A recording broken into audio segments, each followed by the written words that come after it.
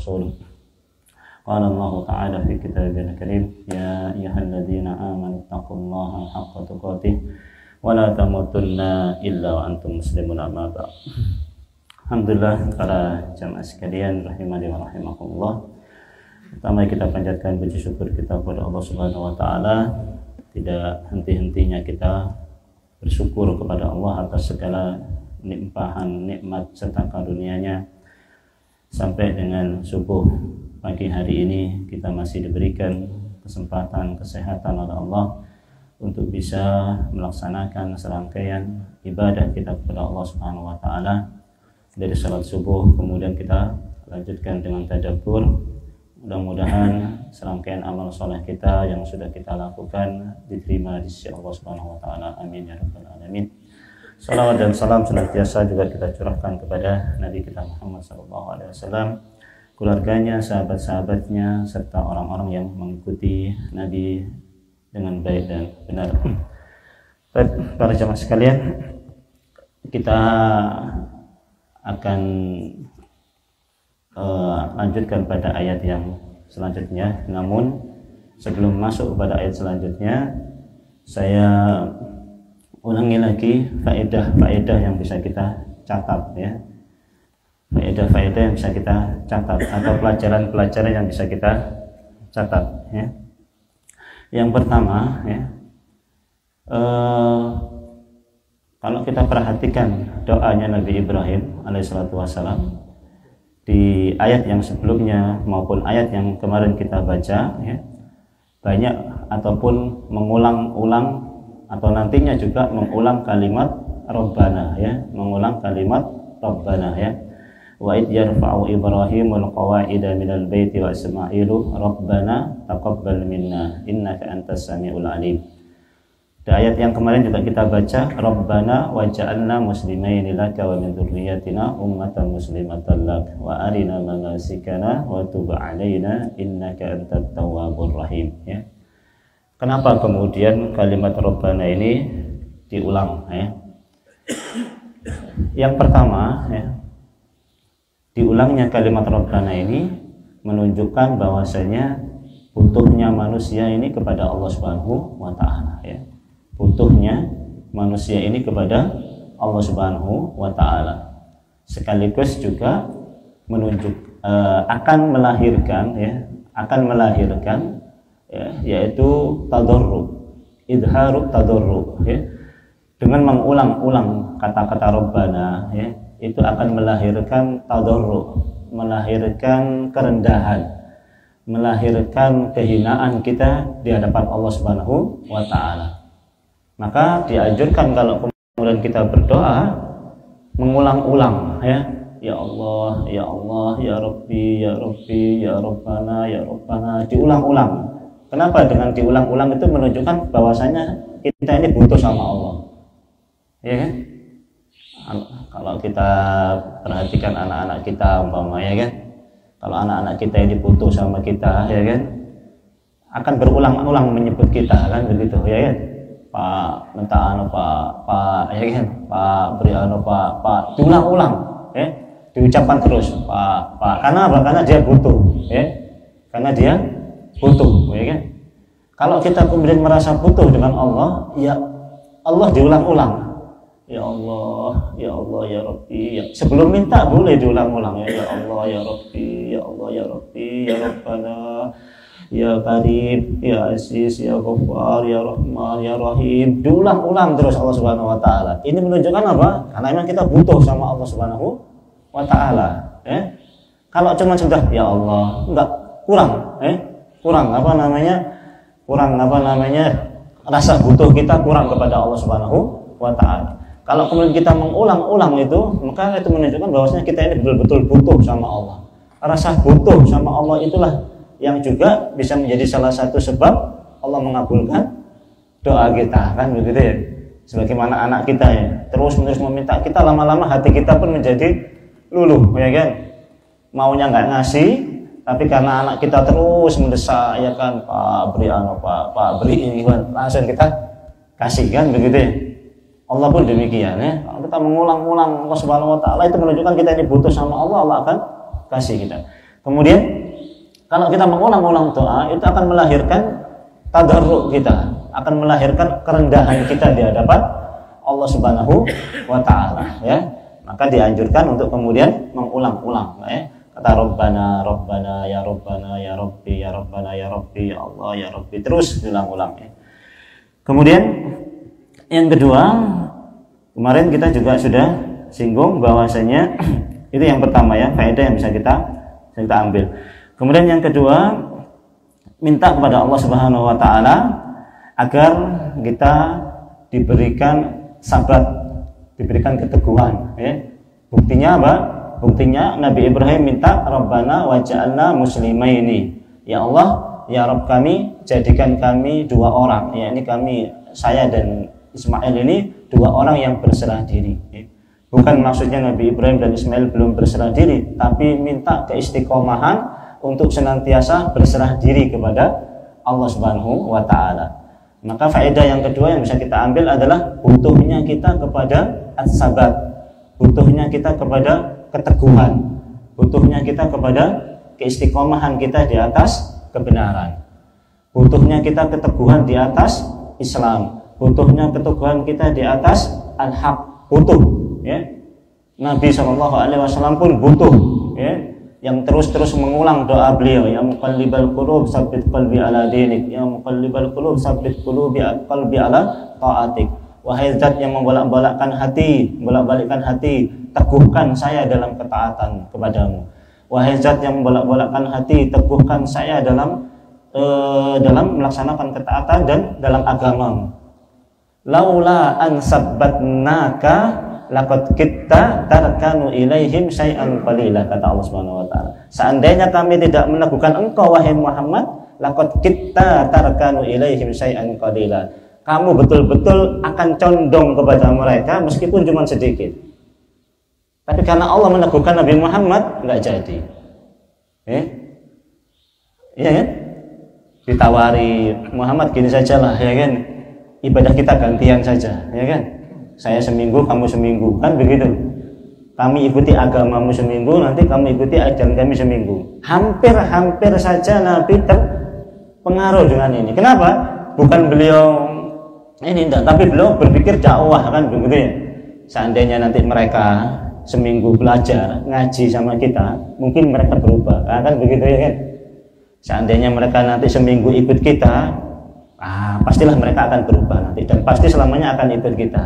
Hampir saja Nabi cenderung dengan usulan tersebut. Hampir saja. Walaula an sabbatnaka, seandainya kami tidak meneguhkan engkau wahai Muhammad, laqad kitta tarkanu ilaihim syai'an qalila. Engkau akan cenderung kepada mereka, engkau akan condong kepada mereka, ya, syai'an qalila, ya. Meskipun hanya sedikit. Hampir saja. Kenapa? Ya mikirnya begitu Nabi. Wah, nanti kalau seminggu masuk, mudah-mudahan bisa selamanya, kan begitu. Hampir saja. Tapi kalau seandainya itu diterima, ya, seandainya itu diterima, hilang eksistensi beliau sebagai seorang nabi, hilang sudah, gitu kan? Meskipun masuk sehari saja, eksistensi seorang nabi mengikuti ajaran mereka hilang sudah. Sebagai seorang muslim juga begitu. Sehari saja kita mengikuti ajaran mereka, hilang eksistensi kita sebagai seorang muslim, ya kan? Meskipun kita di balik itu mungkin kita mikir, ada manfaatnya nanti kita dakwahi, ya kan? Kita ini macam-macam. Itu seandainya Allah nggak teguhkan, hampir saja Nabi pun condong kepada mereka. Apalagi kita manusia, ya kan? Yang bukan Nabi, yang tidak terpelihara dari perbuatan dosa, akan mudah tergelincir, akan mudah digelincirkan oleh setan, ya. Kemudian wa min dzurriyyatina, yang ketiga, ya, kita ambil faedah. Kenapa wa min dzurriyyatina? Ambil kita faedah, jangan lupakan kalau kita berdoa untuk kita, untuk anak kita, untuk keluarga kita, dan untuk anak keturunan kita. Jangan lupakan. Kenapa? Bisa jadi 10 tahun, 20 tahun, 30 tahun, bahkan mungkin 100 tahun mungkin yang akan datang, kita mendapatkan keturunan yang soleh, dan itu memberikan manfaat kita yang sudah lampau, kan begitu. Sudah kita ini sudah sekian ratus tahun yang lalu, kita masih akan mendapatkan manfaat dari anak keturunan kita yang soleh tadi itu, ya. Itu yang selanjutnya. Kemudian yang keempat, dari doa itu ya, kemudian dari anak keturunan kita jangan lupakan ya. Bisa jadi nanti anak keturunan kita juga akan mendapatkan kesolehan dari apa yang kita lakukan. Kemudian wa arina manasikana. Kemudian Nabi Ibrahim minta, ya Allah tunjukkanlah kepada kami, ajarkanlah kepada kami, terangkanlah kepada kami. Ya, bagaimana cara beribadahnya ini selanjutnya. Ini menunjukkan yang pertama bahwasanya asal semua manusia adalah bodoh ya. Asal semua manusia bodoh, tidak mengetahui apapun ya. Allah keluarkan kita dari perut ibu kita tidak mengetahui satupun ilmu ya. Wallahu akhrajakum min butuni ummahatikum la ta'lamuna syai'a. Allah mengeluarkan kalian dari ibu kalian tidak mengetahui sesuatu pun. Kemudian wa arina manasikana, tunjukkanlah kepada kami, itu berarti maknanya apa? Belajar ya. Disuruh untuk belajar ya. Manusia awalnya bodoh, semuanya bodoh, kemudian disuruh belajar. Nabi Ibrahim saja belajar, apalagi kita. Kan tentu Nabi Ibrahim lebih hebat daripada kita. Nabi Ibrahim tentu lebih pintar daripada kita. Toh Nabi Ibrahim masih disuruh belajar. Apa fungsinya? Kaitannya dengan yang ayat yang doa yang sebelumnya ya. Ketika Nabi Ibrahim minta waja'alna muslimaini, itu minta bahwasanya diteguhkan. Kemudian kemudian ditunjukkan kepada wa arina manasikana, yaitu ditunjukkan kepada minta ilmu. Karena apa? Karena salah satu sebab ya, seseorang bisa teguh di atas hidayah, di atas petunjuk, itu kalau dia belajar. Itu kalau dia belajar ya. Itu kalau dia berilmu. Kalau dia tidak belajar akan mudah digelincirkan ya. Akan mudah tergoda oleh godaan setan. Tapi kalau dia belajar, dia tahu ini tidak haram sebetulnya. Ini tidak haram sebetulnya. Cuman ini nanti kalau diteruskan akan masuk ke ranah yang haram, kan? Tahu dia. Tapi kalau dia tidak tahu perkara-perkara yang mengantarkan kepada yang keharaman tadi itu dilaksanakan terus, nanti lama-kelamaan baru dia terjerumus kepada sesuatu yang haram. Ya kan?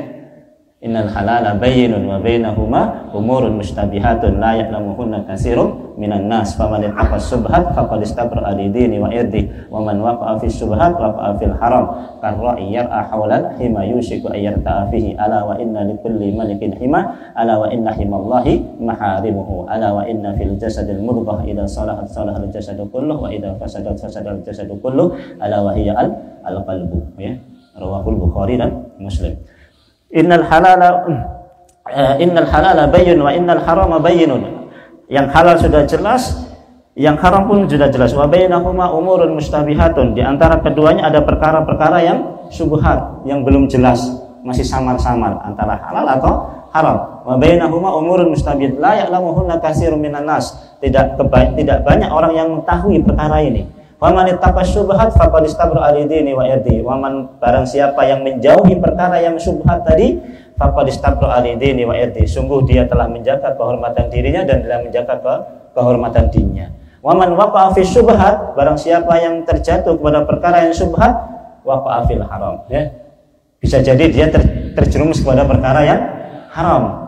Karra'iyar ahwalal hima, sebagaimana seorang pengembala, dia punya wilayah gembalaan. Ya kan? Karena ya haulal hima yusiku ayyarta'a fihi, yang dia khawatir gembalaannya jatuh kepada batas gembalaan kepada gembala orang lain. Wa inna likulli malikin hima, setiap raja itu punya hima, punya wilayah. Wa inna himallahi maharimu, dan sungguhnya batas itu, penjagaan itu adalah hal-hal yang diharamkan oleh Allah Subhanahu wa taala. Terkadang ada begitu. Terkadang ada perkara-perkara yang kita tidak tahu bisa mengantarkan kepada hal yang haram.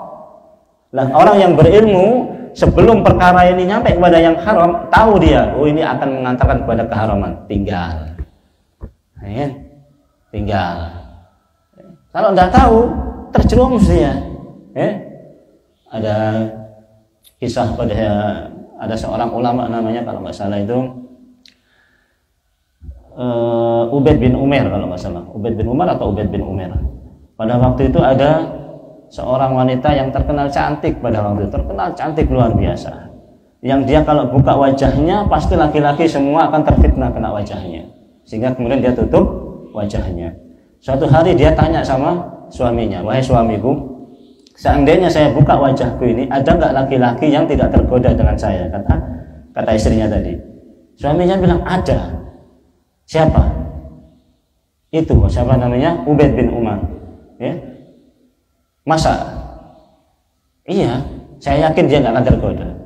Lalu istrinya izin sama suaminya, wahai suamiku, saya izin, ya, saya mau menggoda Ubaid bin Umar tadi itu, ya, cuman ingin menggoda, ya kan, sama suaminya diizinkan, ya diizinkan. Suatu hari beliau ngisi taklim, ulama ini ngisi taklim, ngisi pengajian.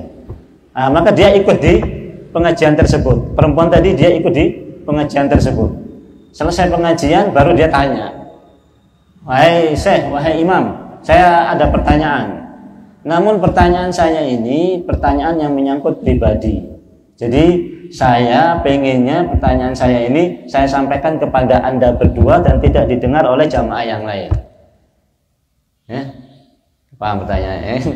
Saya punya pertanyaan pribadi menyangkut diri saya pribadi dan saya malu kalau didengar banyak orang. Saya ingin menyampaikan hanya 4 mata di depan Anda saja. Kata istrinya tadi, kata perempuan tadi itu. Kata ulama tadi itu, baik, kita mojok di sana. Kita mojok di sana, kita mojok di sana. Kemudian murid-murid saya biarkan di sini, Ini sudah, ini pertama ini sudah. Ini kalau nggak berilmu, ini kalau nggak ulama ini, ini kalau nggak ulama, kalau nggak ilmu bisa terkecoh ini. Oh ya, masalah apa? Ayo kita ke sana, ke dalam, kan gitu. Paham maksudnya? Ini kalau nggak ulama ini, hati-hati kalau nggak ulama ini bisa terkecoh dengan hal begini ini. Pribadi pertanyaannya, ya sudah kalau gitu kita ngomong pribadi di dalam, begitu ya? Paham maksudnya? Tapi karena ini ulama, ya situ saja. Nanti biarkan murid saya di sini. Selesai di situ, mojok di situ, dia buka wajahnya. Dia buka wajahnya.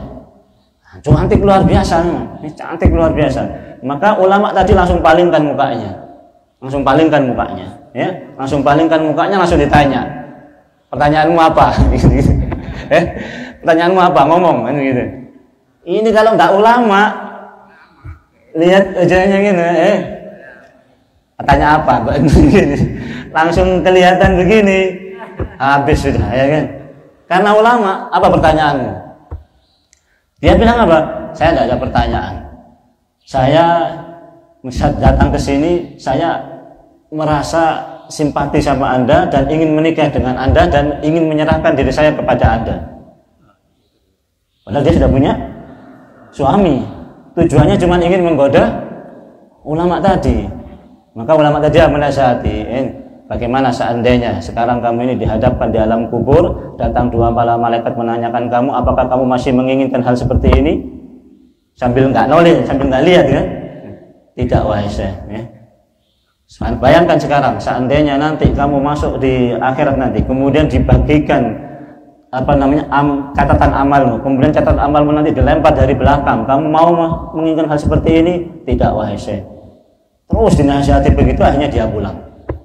Dia pulang ngomong suaminya, betul wahai suamiku, ternyata memang dia seorang ulama yang jujur, ulama yang baik, dan saya hari ini bertobat kepada Allah Subhanahu wa Ta'ala.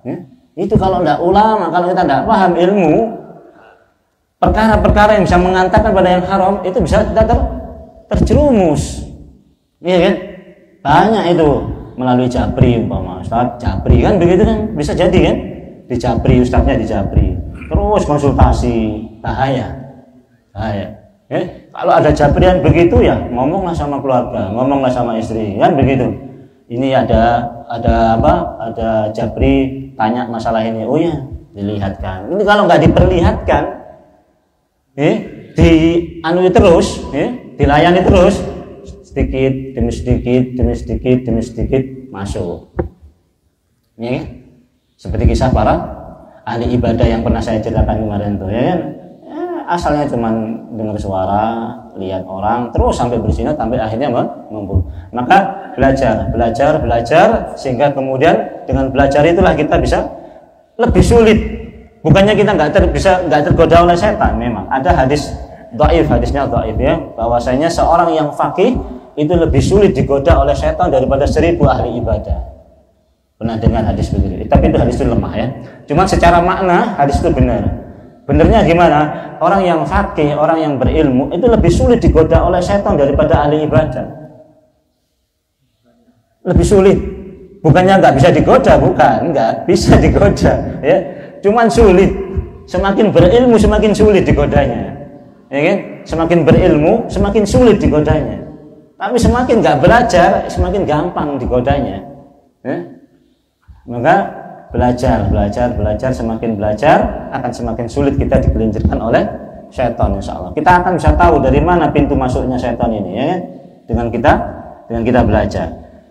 Kemudian wa arina manasikana juga menunjukkan bahwasanya pada kita urusan ibadah itu adalah tauqifiyah. Urusan ibadah itu kita kembalikan kepada Allah Subhanahu wa taala. Urusan ibadah bukan kita yang buat ibadah ya. Urusan ibadah bukan kita yang buat caranya, tapi caranya beribadah kita minta petunjuk sama Allah. Wa arina manasikana. Tunjukkanlah kepadaku bagaimana cara ibadahnya. Jadi di situ Nabi Ibrahim meminta apa? Cara ibadahnya gimana? Maka lebih patut kalau kemudian kita menyerahkan cara ibadah kita hanya kepada Allah Subhanahu wa taala, tidak membuat cara ibadah tersendiri. Nabi Ibrahim saja enggak layak membuat cara ibadah, apalagi kita yang bukan nabi membuat cara ibadah tersendiri, tentu lebih tidak layak ya. Kemudian doa selanjutnya adalah wa tub alaina, memperbanyaklah taubat kepada Allah Subhanahu wa taala. Karena apa? Karena memperbanyak taubat kepada Allah Subhanahu wa taala kita akan mendapatkan dua yang kemarin kita sudah singgung. Kalau kita banyak bertobat kepada Allah Subhanahu wa taala, yang kita dapatkan yang pertama taufik untuk senantiasa bertobat. Ya, taufik untuk senantiasa bertobat. Yang kedua, tobat kita diterima oleh Allah Subhanahu wa taala. Sebagaimana syukur. Kalau kita sering bersyukur, ya, pada Allah Subhanahu wa taala akan diberikan taufik oleh Allah Subhanahu wa taala untuk bisa senantiasa bersyukur. Yang pertama, dan yang kedua akan ditambah nikmat kita. Dua hal yang berbeda. Dan dua-duanya nikmat semuanya. Bisa bersyukur itu nikmat, ya kan? Bisa bersyukur itu nikmat, ya. Kemudian bersyukur juga itu juga nikmat lagi, paham ya? Paham gak kira-kira apa namanya? Ada dorongan untuk bersyukur, itu sudah nikmat dari Allah Subhanahu wa taala untuk bisa bersyukur. Itu sudah hal tersendiri. Itu sudah nikmat tersendiri. Belum lagi nanti ditambah bahwasanya nikmat kita akan ditambah oleh Allah Subhanahu wa taala. Ya, jadi kita dapat dua. Sebagaimana dosa juga demikian, ya. Dosa, ya, kalau kemudian dosa itu diterangkan, ya, dijaharkan, ya, senang dengan perbuatan dosa, itu dosa tersendiri. Maksudnya itu dosa tersendiri. Perbuatan dosa yang dia lakukan, bentuk dosanya itu dosa lagi, ya, kan? Perbuatan dosa yang dia lakukan, dia senang dengan perbuatan dosa dan dia nampakkan perbuatan dosa, itu dosa tersendiri. Menampakkan perbuatan dosa itu dosa tersendiri, ya kan? Sebagaimana Nabi Shallallahu Alaihi Wasallam mengatakan, kullu mu'afin, setiap yang tersembunyi akan diampuni oleh Allah Subhanahu wa taala. Ya, kullu dzambin mu'afin illal mujahir. Semua dosa akan diampuni oleh Allah Subhanahu wa taala kecuali yang diterang-terangkan, kan? Diterangkan, menampakkan perbuatan dosa itu dosa tersendiri. Perbuatan dosa yang dia lakukan, bentuk perbuatan dosa yang dia lakukan, itu dosa tersendiri juga, ya. Berarti mendapatkan dua dosa sekaligus orang yang menampakkan perbuatan dosa tersebut, ya. Kalau kita bertobat kita dapat dua, kalau kita bersyukur kita dapat dua, ya kan? Subhanallah, ya. Baik, itulah kira-kira kemarin yang kita sebut. Kemudian selanjutnya Tawwabur Rahim, ya. Allah lah yang maha penerima taubat. Di sini Allah tutup dengan Tawwabur Rahim. Artinya apa? Kalau kita berdoa kepada Allah Subhanahu wa taala, tutuplah atau mulailah atau carilah Asmaul Husna yang sesuai dengan yang kita minta. Ya. Setelah kita kemudian minta tobat pada Allah Subhanahu wa taala, barulah kita tutup innaka antat tawwabur rahim. Setelah kita minta ampun kepada Allah, minta istighfar kepada Allah, kita tutup dengan innaka antal ghafurur rahim. Ya, paham ya? Jadi kita tutup dengan Asmaul Husna yang sesuai dengan apa yang kita minta. Atau di awal boleh ya kan, kita sebutkan Asmaul Husna yang banyak yang sesuai dengan apa yang mau kita minta. Ya. Asmaul Husna yang kita sebutkan sesuai dengan apa yang mau kita minta ya. Ya Ghaffar, ya Rahman, ya Rahim, ampunilah dosa-dosa saya. Kan sesuai kan begitu ya. Ya Razzaq, ya Dzal Jalali wal Ikram, berilah kami rezeki, berilah kami kesehatan. Sesuai kan begitu ya. Lah carilah Asmaul Husna yang kira-kira awalnya bisa kita gunakan, akhir doanya kita tutup dengan Asmaul Husna yang sesuai juga. Bagaimana tahunya? Ya, coba lihatlah buku Asmaul Husna, ya, coba lihat artinya, kan begitu ya? Coba lihat artinya. Nah, itu cukup ya. Barulah kita akan masuk pada ayat yang selanjutnya. Ya, a'udzubillahi minasyaitonirrajim. Bismillahirrahmanirrahim. Rabbana wa ba'ats fihim rasulan minhum yatslu 'alaihim ayatika wa yu'allimuhumul kitaba wal hikmata wa yuzakkihim innaka antal azizul hakim. Ya. Rabbana ya. Wahai Rabb kami ya. Diulangi lagi Rabbana ya. Sudah kita jelaskan. Rabbana wahai Rabb kami wa ba'ats fihim dan utuslah ya. Dan utuslah ya. Dan utuslah fihim ya, di tengah-tengah mereka. Fihim ini siapa ya? Fihim ini adalah umatnya Muhammad. Fihim ya, ini umat Muhammad, sebagaimana kalimat di atasnya ummatan muslimatan lak ya, umat yang berserah diri kepadamu. Barulah kemudian dipertegas di sini wabas fihim, kepada umat tersebut. Umat siapa itu? Umatnya Nabi Muhammad ya. Umatnya Nabi Muhammad. Wa basfihim, umatnya Nabi Muhammad seorang rasul. Ya, rasulan seorang rasul. Berarti siapa yang dimaksud? Nabi Muhammad ya. Yang dimaksud adalah Nabi Muhammad. Minhum ya, dari kalangan mereka. Maksudnya dari kalangan bangsa Arab ya, yaitu dari keturunan Nabi Ibrahim dan Ismail ya. Minhum, dari kalangan orang Arab. Yatslu, yang Nabi tersebut membacakan alaihim, atas mereka, ayatika, ayat-ayatmu ya, wa yu'allimuhum, dan mengajarkan kepada mereka alkitabah, alkitab yakni Al-Quran, wal hikmata, dan hikmah, nanti kita akan jelaskan, wal hikmata, dan hikmah, wa yuzakkihim, dan mensucikan mereka.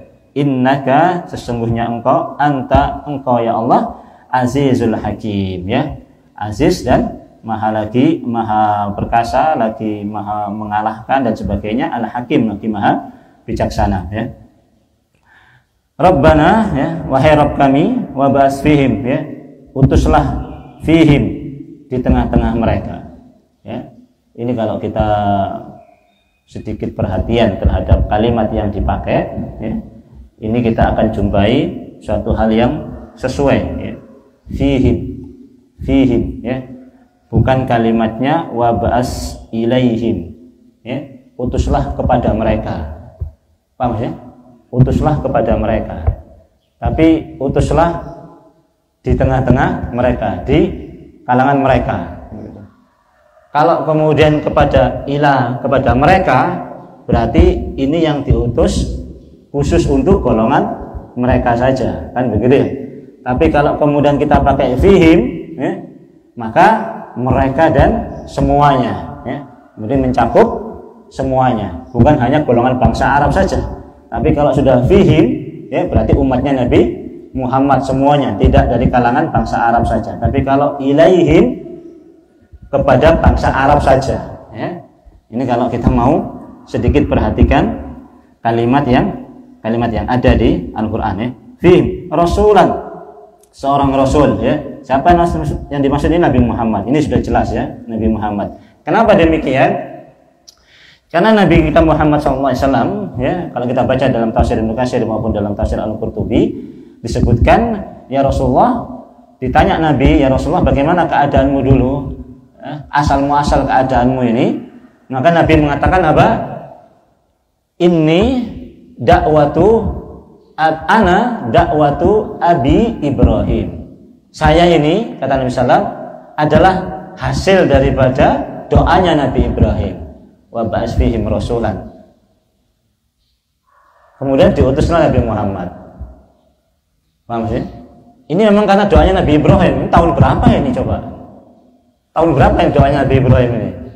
Jaraknya sama Nabi berapa ribuan tahun, ya kan? Dengan Nabi Isa saja sudah hampir 600 tahunan, ya kan? Nabi yang terakhir dari kalangan Bani Israel, ya, Nabi Isa itu. Kurang lebih 600 tahun. Kalau ke atas lagi dengan Nabi Ibrahim, jauh lagi ribuan tahun doanya itu. Nah, tapi yang dimaksud ini adalah Nabi Muhammad SAW. Ya. Apakah beliau tahu bahwasanya kelak Nabi Muhammad? Tidak. Ya. Tapi karena memang takdirnya Allah Subhanahu Wa Taala itu sudah tertulis, ya, dan sesuai dengan apa yang diminta oleh Nabi Ibrahim alaihissalam, bahwasanya Rasul itu nanti yang dimaksud adalah Nabi Muhammad. Rasulan di sini Nabi Muhammad. Kenapa juga? Yang kedua, ada bukti bahwasanya kalau dalam tafsir Al-Qurtubi disebutkan ada qiraah namanya qiraah Al-Ubay bin Ka'ab, ya, salah seorang sahabat yang menghafal Quran dan menulis Al-Quran. Nah, kalau kita ikuti qiraahnya Ubay ini, bacanya begini: Rabbana wa ba'as fihim fi akhir zaman rasulan minhum. Ya, ada tambahannya begitu. Wa ba'as fihim fi akhir zaman rasulan minhum. Ya Allah, utuskanlah di tengah-tengah kami di akhir zaman. Di akhir zaman seorang rasul. Siapa akhir zaman? Ya, Nabi kita Muhammad. Berarti yang dimaksud siapa? Muhammad ayat ini. Ya, ayat ini Muhammad, ya. Yang dimaksud adalah Muhammad. Ini sudah jelas ini, ayat ini Muhammad, ya. Minhum, yaitu dari kalangan kalian sendiri, kalian bangsa Arab sendiri. Apa fungsinya? Ya jelas fungsinya bahwasanya akan lebih mudah diterima dan akan lebih mudah untuk menjelaskan tentang ayat-ayat Allah Subhanahu Wa Taala kepada orang-orang yang Arab. Kalau nabinya dari Arab itu sendiri, kan begitu ya, mudah diterima, kan begitu. Ya, yatslu alaihim, yang membacakan kepada mereka, ya, yang membacakan kepada mereka ayatika, ayat-ayatmu ya Allah. Ya, ini apa? Al-Qur'an. Yang dimaksud adalah Al-Qur'an. Wa yu'allimuhu ayat-ayat kamu, wa yu'allimuhumul kitaba, dan mengajarkan kepada kalian al-kitaba, yaitu Al-Qur'an. Wal hikmah, yaitu apa? Nah, ini al-hikmah ini, ya. Al-hikmah ini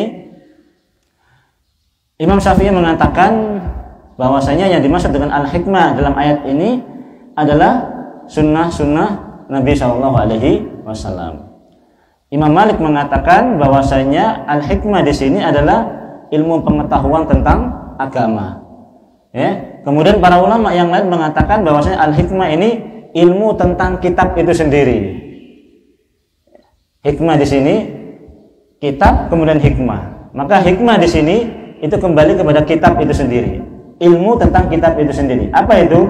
Bisa asbabun nuzulnya, bisa nasikh dan mansukhnya, bisa muawwal dan muakhirnya, bisa muhkam dan mutasyabihatnya, bisa ahwal, bisa amsalnya, macam-macam.